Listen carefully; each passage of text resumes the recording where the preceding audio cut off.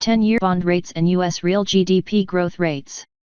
In Figure 1, we can see the 10-year bond interest rates and real GDP growth rates of the USA.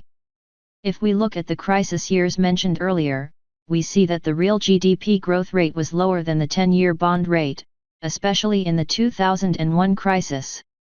Likewise, the difference is approximately 8 points in the 2008 crisis. As of September 2020, the 10-year bond interest rate is below 1% and 0.68%, while the real GDP growth rate is minus 32%. https://tradingeconomics.com/United States/indicators. High indebtedness becomes unsustainable when the economic growth rate falls below the current interest rate. https://tradingeconomics.com/United States/indicators.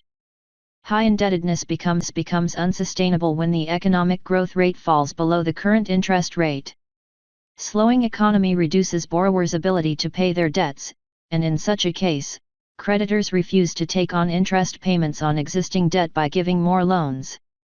The defaults increase when the burden rises so much that the economy cannot support. Moreover, the fear of default drives creditors to reduce loans. The Fed controlled the amount of fiat, fiduciary, money in circulation with interest rates until 2008. In 2008, Fed lowered the interest rates to zero level, and when this was not enough, started to give money to the market by purchasing bonds and bills the market. Fed named this transaction as quantitative easing, QE, not to indicate the money issuance. It is observed that the Fed started to purchase the bonds linked to real estate loans as much as the bonds since 2008. It was called QE1. This was then followed by QE2, 3, and 4 later.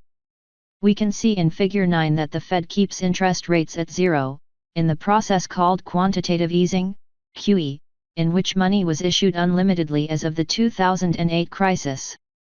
Figure 10 also shows real GDP growth rates.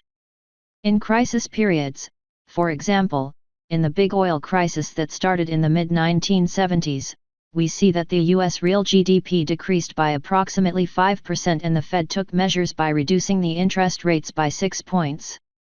The oil crisis in 1990, the dot-com crisis in 2000, the financial crisis of 2008, and finally the major global financial crisis that we experienced the first wave in March 2020, Fed likewise reduced interest rates. Fed has diversified its monetary expansion tools with QEs after the 2008 crisis, where only the interest rate cut was not enough. The first QE, QE1, was realized in December 2008. This date is also an important date for fiat money, which has been started to be issued indefinitely. Later, other QEs were inevitable as well, since large multinational companies were already supposed to go bankrupt. With that approach, T was tried to keep these companies alive, and thus the system was tried to be maintained.